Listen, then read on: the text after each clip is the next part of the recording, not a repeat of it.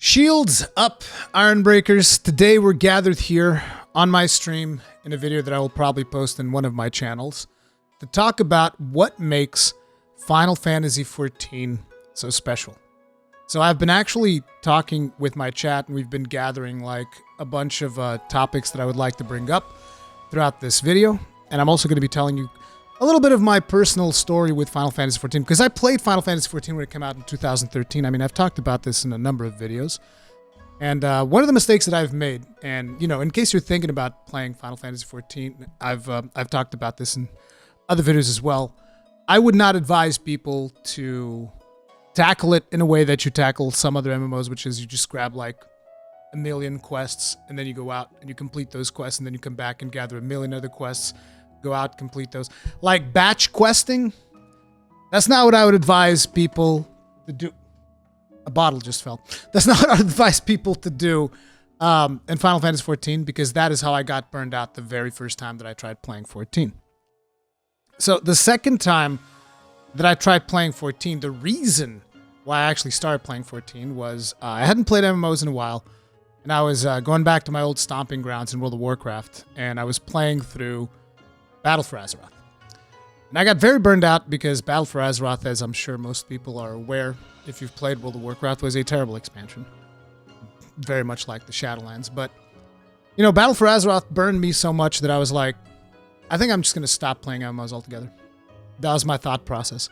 And then people here in chat at that time, I'm pointing this way, but I should be pointing this way because chat pops up from over here. But the people in chat were actually telling me, Rurikhan, you got to try 14. You got to give 14 another shot. Just don't play it like you were playing WoW. Just don't grab every quest and, you know, try to complete everything. Batch quest like story doesn't matter, because story is a major component of 14. And I was like, okay, fine. I'll start it over. I'll start it fresh. And, you know, I'll start playing 14. So the very first thing that I have to bring up when I talk about 14 has to be the community. Because the community is kind of like what brought me back into 14. Not only brought me back, but also kept me into 14. Because, you know, before, like in 2013, the very first time that I played it, I didn't pay too much attention to what I was doing. Like I said, I was just playing it like, you know, any other MMO, brain cells off and just like grind. But, you know, the second time around, I was actually paying attention to what I was doing. And as I was going through dungeons and whatnot, and as I was, you know, looking at the interactions that people were doing throughout the game, it was definitely one of the things that I've noticed stood out to me was the 14 community, the way that they would interact between themselves and with other people. And this is before we even start talking about roleplay and housing and all of that stuff. Just like, straight up, for instance, when you're in a dungeon, right? And you fail a mechanic.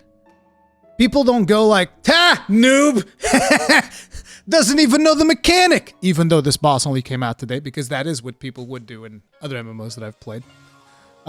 People would actually be pretty understanding. They'd be going like, oh no, listen, try doing it like this. And they would actually give you advice. Like, for instance, you know, you guys know I play a tank. People tell me like, hey, use your cooldowns a little bit more often, because you'd be thinking like in terms of other MMOs, you'd be like, well, I only use my cooldowns when I absolutely have to. Like when I'm about to die, that's when I pop my cooldowns. Like, no.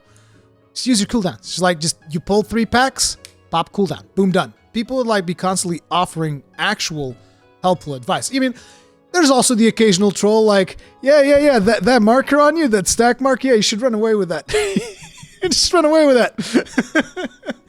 But, you know, the community in and of itself has to be something that I feel like is essential, because at the same time, very much like me, I feel like a lot of the people who got started with 14 recently was also because of their communities. Like you look, for instance, at when Asmongold started playing 14, a big portion of that was because his community kept haunting him. You got to play 14. You got to play 14. You got to play 14.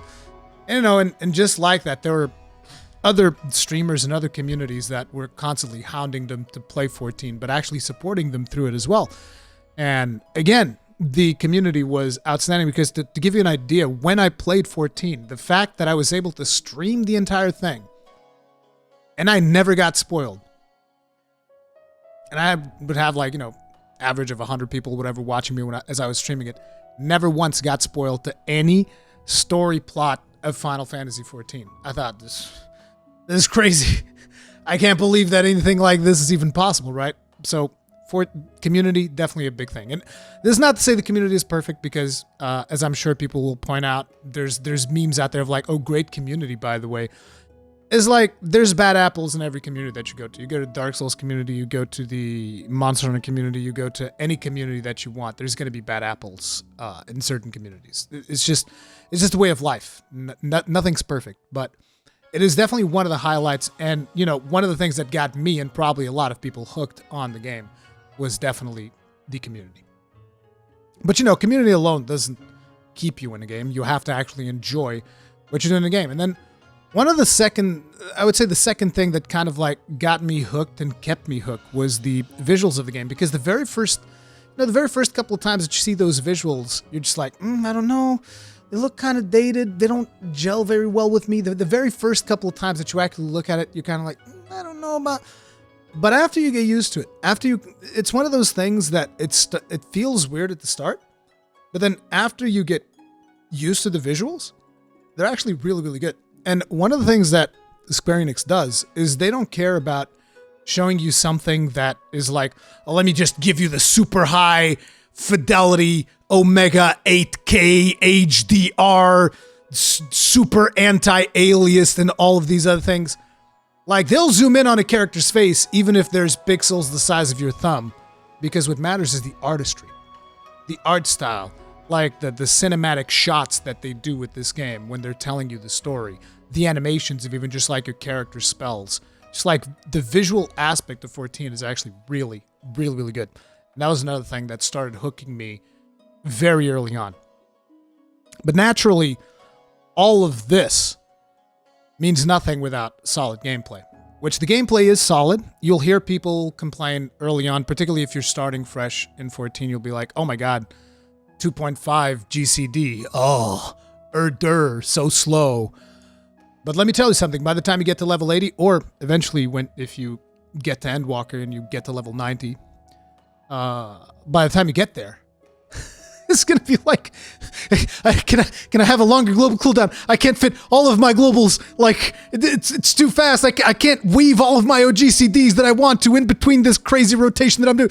Like, you'll actually want a longer global cooldown when you're still learning your class at a higher level.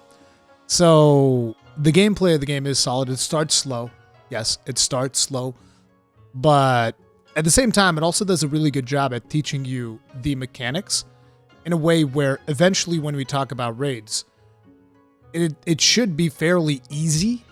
And I think it is fairly easy for most players, even players that, you know, are not typically hardcore MMO players. For them to do the raids on normal, every player should be able to do it just fine. No problem whatsoever. Because the game does a fantastic job of actually teaching you how to play the game.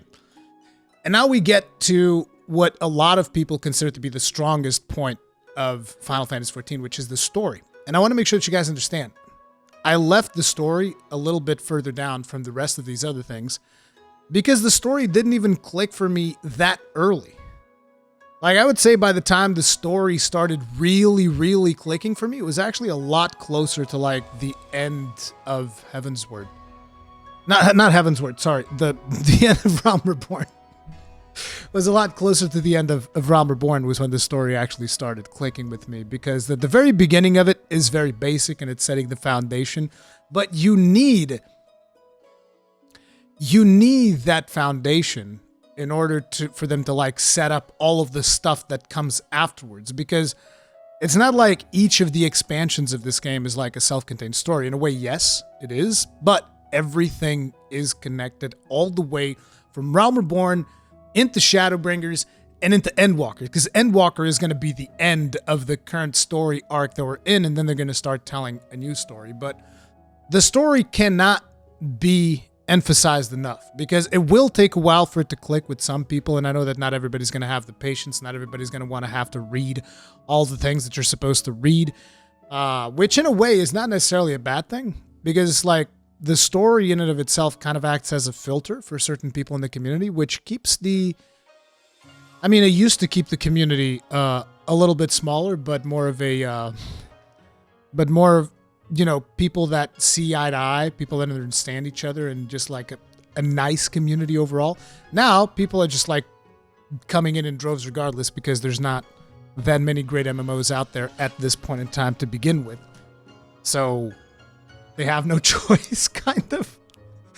But still, I feel like even if you do skip the story, because some people do skip the story, there's still a lot there for people that don't enjoy games for story. Some people enjoy it for gameplay, whatever. The gameplay of the game is satisfying itself. It's satisfying enough to stand on its own 2 feet. But at the same time, if you're someone that does not enjoy MMOs, the story also stands on its own 2 feet to the point where it can be enjoyable by someone who usually does not even engage that much in multiplayer games and just plays games in a way that it just like you go through the story and then you're done. As a matter of fact, at the end of this video, I'll talk about the free trial, and those of you that only care about story will want to hear more about that. So, community, visuals, gameplay, story, raids. Raids are a lot of fun.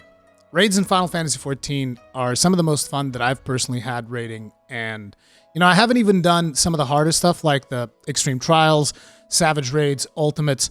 I haven't done those because, like I've said, scheduling and stuff like that, it's all a pain in the ass for me, which is actually a good thing that this game respects your time, which we'll talk about as well.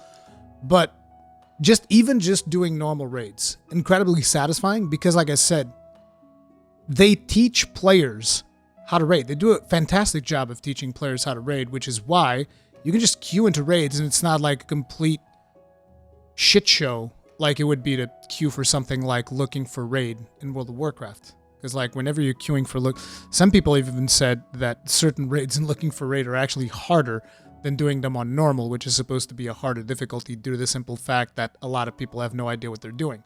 Whose fault is that? Is that the player's fault? See, that's the point. Because 14 does a fantastic job of teaching you how to raid.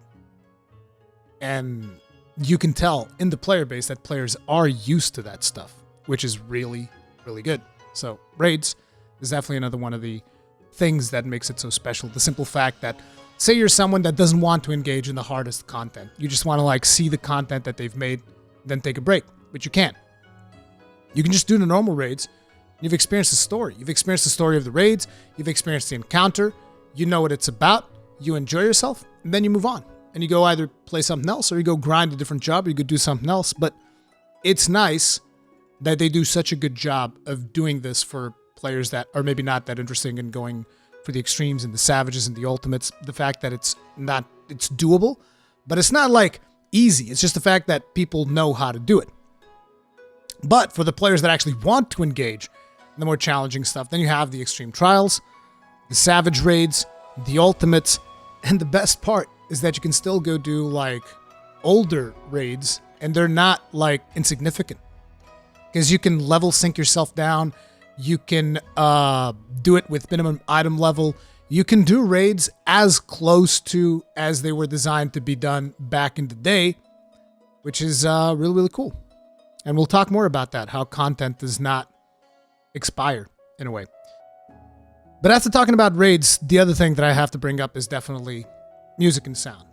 And I'm bringing it, you know, I'm going through order of, in the order that certain things clicked for me. Because the start of Realm Reborn, I feel like, yeah, the music is good. It's fine. It's okay. But as you advance more in the game, I feel like the music gets progressively better to the point where by the time you get to like Shadowbringers, the music is just so ingrained in you. The genius that is Soken is just going to blow your mind with some of the stuff that he does with the music. It's just freaking fantastic as far as I'm concerned. Like, and the ability that they have to marry the music with the gameplay and the cinematics and the stories that you are experiencing, it's magical. Very few games achieve this level of mastery, and I do mean that. Very, very, very, very few games achieve this level of mastery between a musical track that is being played and the gameplay and the visuals that you are experiencing simultaneously. As a matter of fact, thinking about it, In terms of like multiplayer games, I don't think any game achieves this level of mastery. And in terms of even single player games, very few of them achieve this level of mastery with sound. It's insane. It's actually insane. Like the feelings that certain musics evoke, to the point where there will be points in the story where, because you've already associated a certain musical track, and they'll give you like a bit of a remix of that musical track. I mean, people who play 14, you'll know exactly which musical track I'm talking about. You can type it in chat. It shows up on over here. You guys know exactly which musical track I'm talking about. But when you start hearing that tune, whether it is modified, remixed, whatever, you already start getting massive feels. Okay, you start going like, oh no, something's gonna happen. Oh no, something really bad is gonna happen. And you know it because of just how much, just that level of mastery that they have. It cannot be emphasized enough. This is potentially one of the most underestimated, underrated even, soundtracks of all time. The fact that it's never gotten like a video game award, it's insane. And I can't believe that nobody in chat has set answers. I can't believe you guys still haven't set answers. You guys have let me down. I just want you guys to know. To the Edge also amazing. It's like there's too many amazing ones to call, but the one that I was referencing obviously was Answers. It's just like, yeah, the music and sound cannot be understated in this game. Now we go on to some more technical things that make 14 special. One of the things, and this is something that I feel is particularly important for me coming from World of Warcraft, class balance. Class balance in Final Fantasy XIV is pretty friggin' good. The simple fact that, you know, every time that I was thinking about which class do I want to play was always about which class is the most fun for me, which class fantasy is the most interesting for me, and not once have I ever even had to consider the possibility of like, is this class going to be viable? That to me is super important.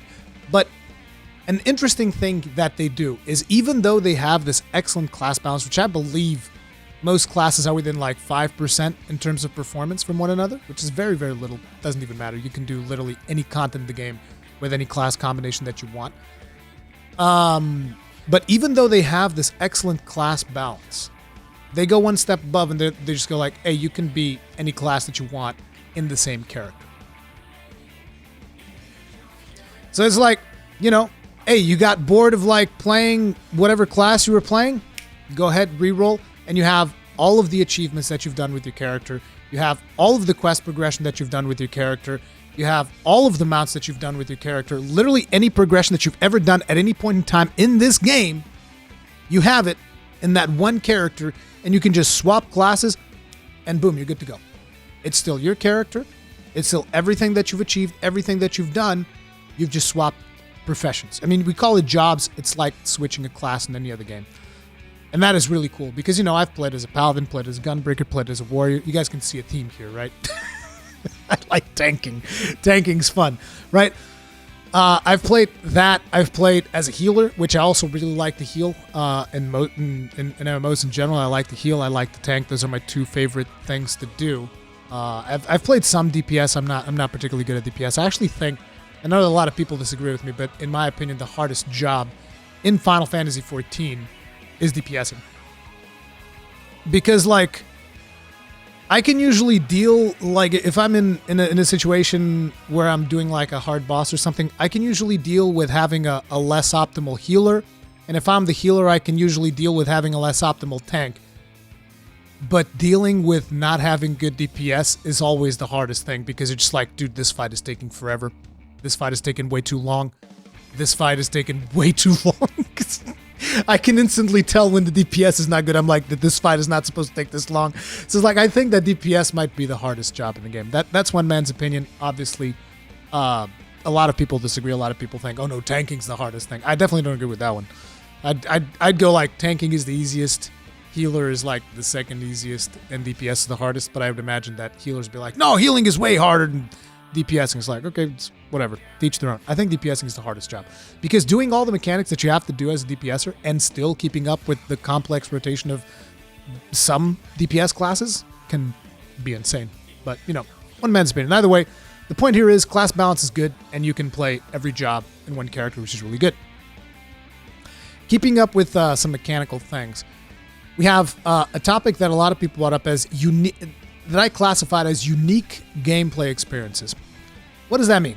Unique gameplay experience. So for starters, I'd like to bring up crafting and gathering as they are quite unique in this game, at least different from most of the games, most of the MMOs that I've tended to play, which is like, in other MMOs, you're an adventurer and you're going out and you like see a node and you're like, oh, I'm going to level up my mining. I'm going to take my pickaxe to that node and peck, peck, peck, peck, boom, done. In this game, the crafting and gathering classes are basically their own actual class. So they actually level up just like any other class. You start them up, they're level 1, and then you level them up by crafting stuff and whatnot, and they have their own story. So if you're someone that really enjoys crafting and gathering and that kind of stuff, you can like lose yourself in this game because again, there's a story for the fact that you're doing crafting, a story that takes you out through the world doing multiple crafting things. There are jobs that you can take throughout the world, like in the form of lev quests that you can make a lot of money from. You can then sell equipment to players and whatnot, and all of the crafting classes are like interconnected, just like all, you know, you're going to need materials from different, say for instance, you're crafting like, I don't know, a sword or something, depending on how complex it is. You might need wood from like a lumberjack. You might need metal from a miner. You might need parts from a blacksmith. You might need parts from leatherworking because that sword also uses like leather on its handle or something like that. You're going to need all kinds of different parts to do, and everything's kind of like interconnected, which is why there's so many people that call themselves omni-crafters. That's not me. That's not me. But not just that. Not even just having like, you know, your own quest line that takes you throughout the world, your own story, all of this stuff on top of it. There's just specifically like these beast tribes that you will only be able to do if you are a crafter or a gatherer, which is also really cool. So like you'll level up with certain beast tribes just by doing crafting and gathering, which then gives you access to like mounts and specific glams and minions and stuff like that. I actually, you know, I leveled up armor smithing just because I wanted to do this beast tribe quest, which is the dwarves and shadowbringers, so that I could get like a tank mount, which is pretty cool. So yeah, those are kind of like unique. Then there's also fishing, which a lot of people even call its own minigame. I don't know enough about fishing. I know that there's like ocean fishing where you actually go on a boat and you go out into sea and you go fishing while you're on that boat, and it's crazy. So I heard a lot of really good things about fishing. That's something that I'm still doing. Like, I don't even know how much playtime I have in the game, and I still haven't done fishing properly. There's still, you know, a lot of stuff for me to explore there. But besides, you know, the crafting and gathering and all of that stuff, other unique gameplay experiences, you have the Gold Saucer, which is basically like a virtual casino. Does not involve any real currency whatsoever. It has, in fact, the separate currency from the game, which is called the MGP, or the Manderville Gold Saucer Points, whatever they're called. And it's completely optional. You don't even have to set foot in it if you don't want to do it. It's completely optional. You only go there, and it's just like a fun mini games. And there's like a lot of fun minigames in there. There's like a strategy, almost like a MOBA type thing in there. Again, completely optional that you don't have to do, which is Lords of Vermilion, whatever that's called. There's a racing minigame, which is Chocobo Racing. There's like these different activities that you can do, which are like jumping puzzles where you jump around and you gather these things and then you get like more Manderville gold points. There's lotteries that you can play. There's a bunch of different minigames, like almost going to an arcade where you would play these different minigames to win prizes and whatnot. It's just a whole different ecosystem almost of activities that you can go in there and do. And you can get a bunch of cosmetic stuff for it. You can get a bunch of mounts for it. You can get a lot of rewards. Then besides Gold Saucer, other optional content that you can do that I would consider to be a little bit unique and different. You have deep dungeons. Right now we have 2 of them, which is Palace of the Dead and Heaven on High. These are dungeons which are basically randomly generated. You keep going. It's almost like, imagine Diablo 1. It's almost like playing Diablo 1. I'm sure that there's a better Final Fantasy analogy to it. But like to me, it just reminds me of Diablo 1, where you just keep going down floors and enemies get crazier with more affixes and they start hitting harder. And, it's just like the lower you go, the harder things get. So these are deep dungeons. And there's actually story associated with them as well. So usually going through the story bits is super easy. But, even after doing the story, you can keep delving and going higher and higher. And they have like specific objectives for you to complete them solo, which is, challenging and stuff like that. So that's the deep dungeon system, which is pretty cool. And you can also tackle those with your friends. You don't have to do them solo. You can go in there with a party of 4 and just go have a blast. I've done plenty of those.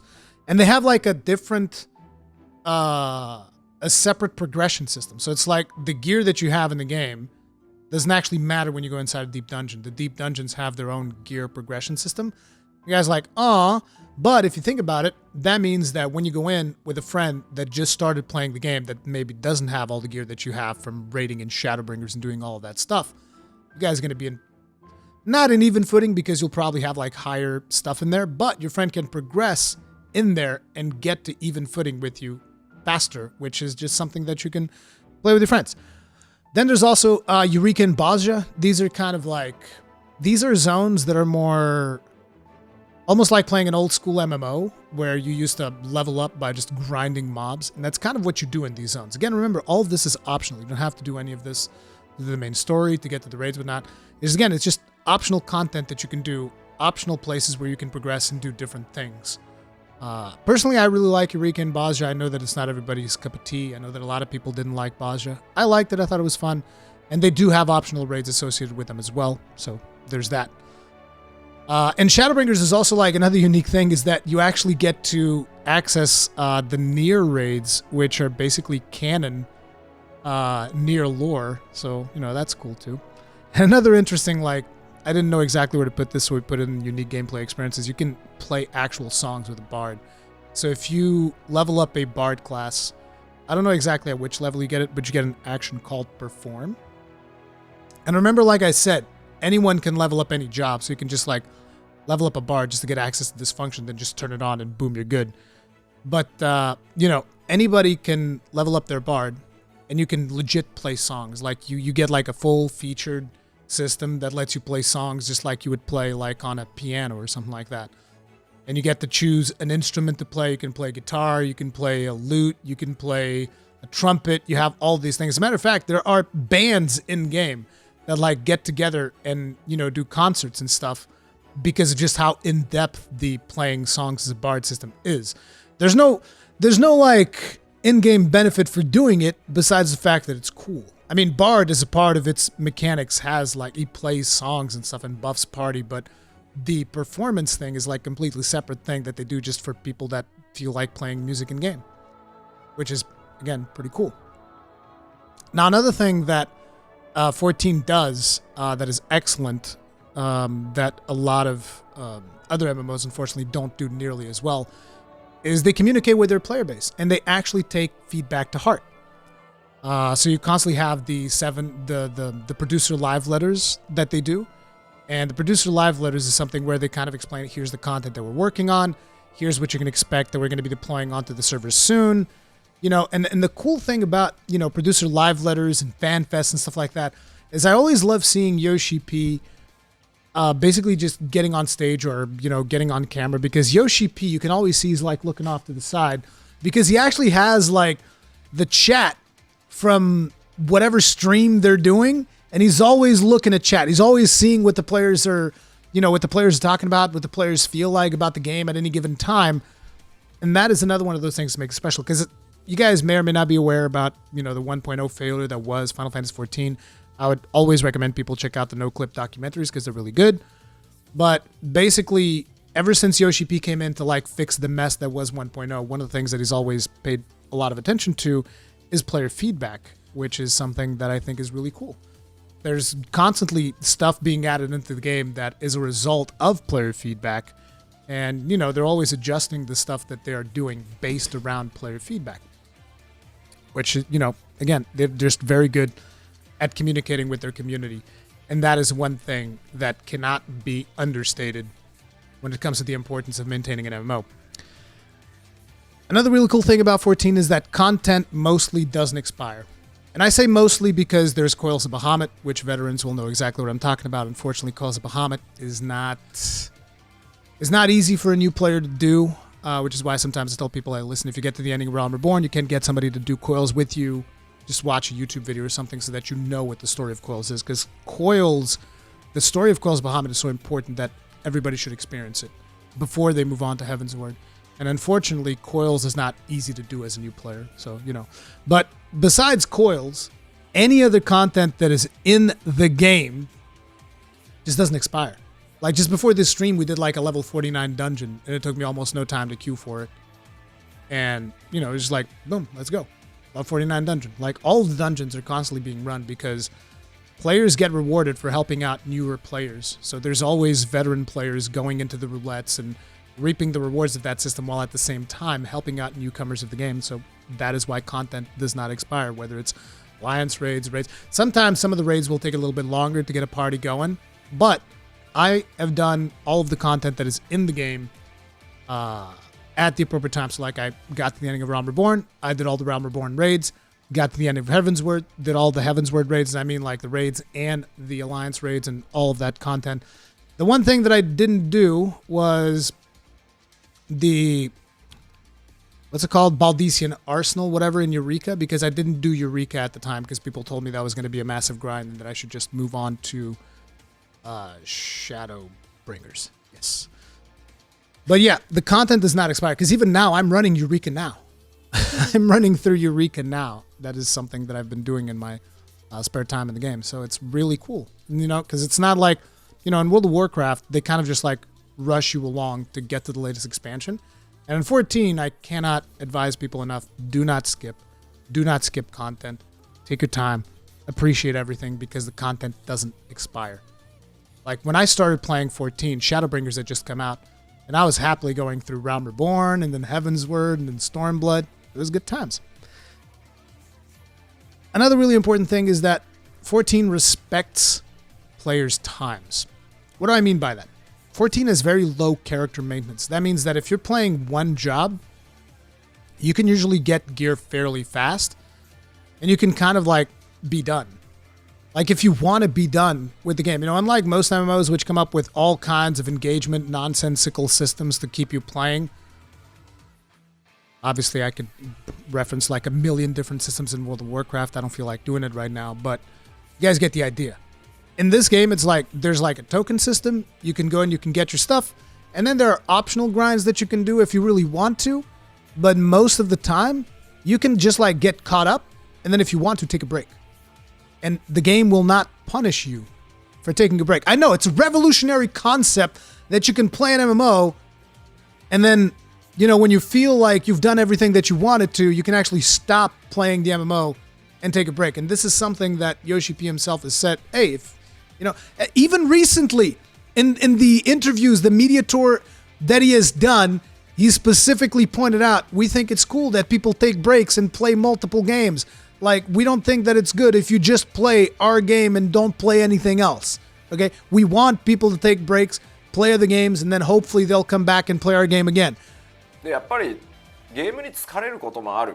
That freedom, some people might get tired of playing the same game constantly, or like just gameplay gets to be a little tiring. Some people might want a refresh. And I feel that players don't need to be tied down to one single game. For all intents and purposes, if you guys were like taking time off from World of Warcraft just to play 14, I don't know, I feel like it's players who kind of latch onto one single game and just become too tied up with a single game is nonsense. It feels very unnatural. So if people want to play 14 and go to WoW and then go back and forth, I think that's perfectly fine. And you might see the positive elements of both titles by being able to get that different perspective. And I would love for people to streamers out there also to not be so like tied up or like feel a sense of heavy responsibility or like an obligation to stick with a single game just because that's what they have sort of concentrated on in the past. I would love for people to explore various games out there. There are many options out there. So I hope we're not placing any sort of like obligation on you guys either. Like we would love for you guys to just continue to enjoy the game, and we never want for it to be any sort of burden on you guys. I think that will also allow for the audience to see you guys like genuinely enjoying what you do, and that will allow for us to enjoy watching you guys, having fun. So I feel I want to encourage you, like you guys do a great job in what you do, and please don't forget that to enjoy yourselves too. I don't know, I might I might be stepping out of bounds by saying this, but I wish that you continue to enjoy playing your games. Like, the game director is telling people this. Okay, so Final Fantasy XIV greatly respects your time. That's not to say that there's not enough content for people to do. Because, like, you can level up a different job. You can level up crafting. You can level up professions. You can do some of this side content that I talked about, like ocean fishing, gold saucer, deep dungeons. Oh, I forgot to mention Blue Mage earlier when I was talking about the unique gameplay experiences.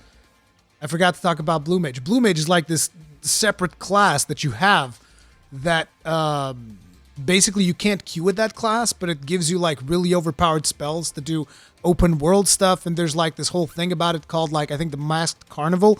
People were telling me earlier that's kind of like a set of trials that you can do as a Blue Mage, which there's a lot of content there.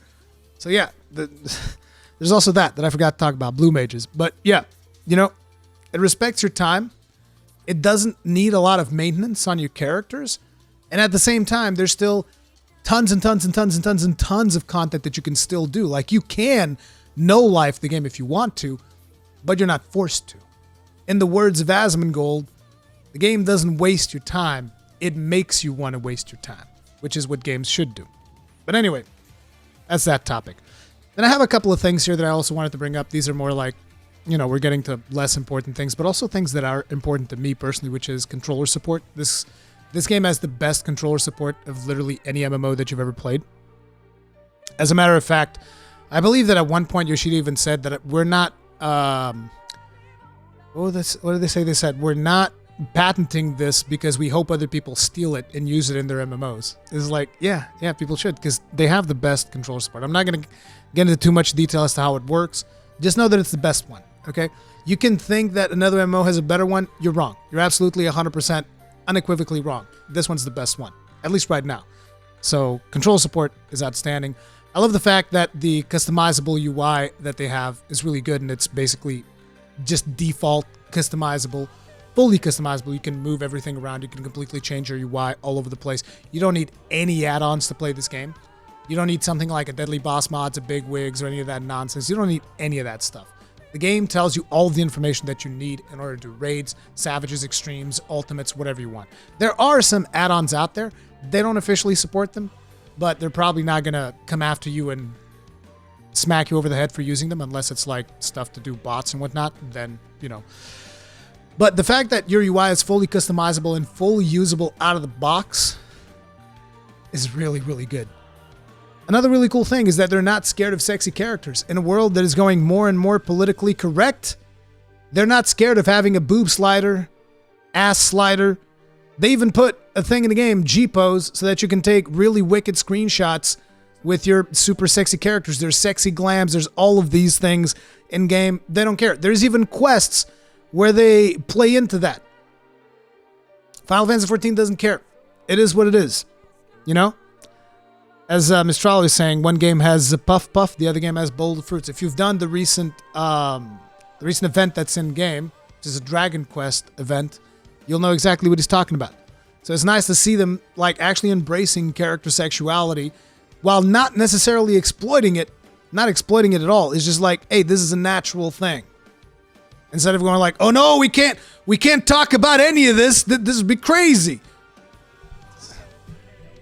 There's advanced player housing, although it is also kind of hard to get into player housing nowadays because most of the plots are taken in most servers. But if you are able to actually get yourself a plot, get yourself a house, the amount of customizability that you can do in houses is completely and utterly insane. Straight up insane. Some of the stuff that I've seen, and you see people, doing roleplay videos about it, doing even recently Preach went clubbing in Final Fantasy XIV, and that was a thing, and there's just like all kinds of stuff that you can do in there. Another point that people brought up was that Final Fantasy XIV is a complete experience. What does that mean? They don't hold stuff ransom from you. You get into the game, and this is what you get. It's complete experience beginning to finish. Here's your story. Here's your stuff. Here's the activities that you can do.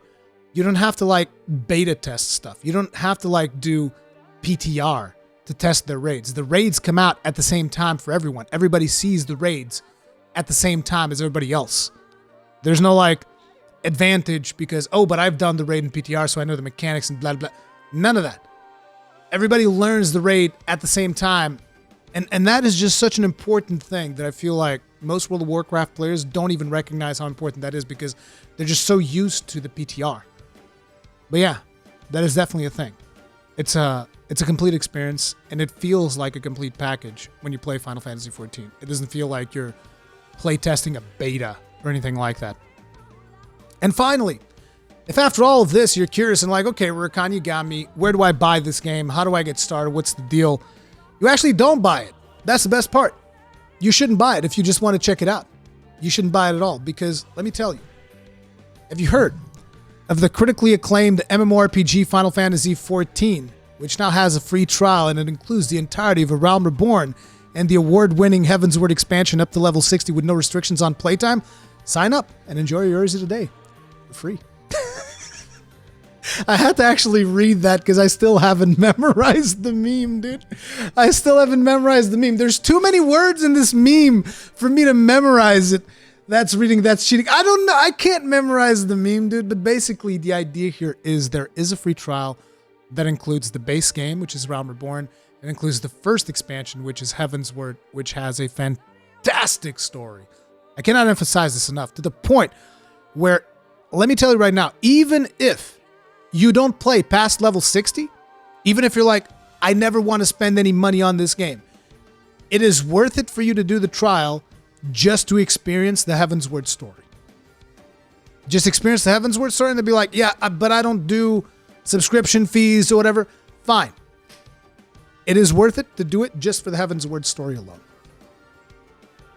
And it's like, I don't know, upwards of like 300 hours of content for free. So there's that. But that is why Final Fantasy XIV is so special to me and for a lot of people in the community.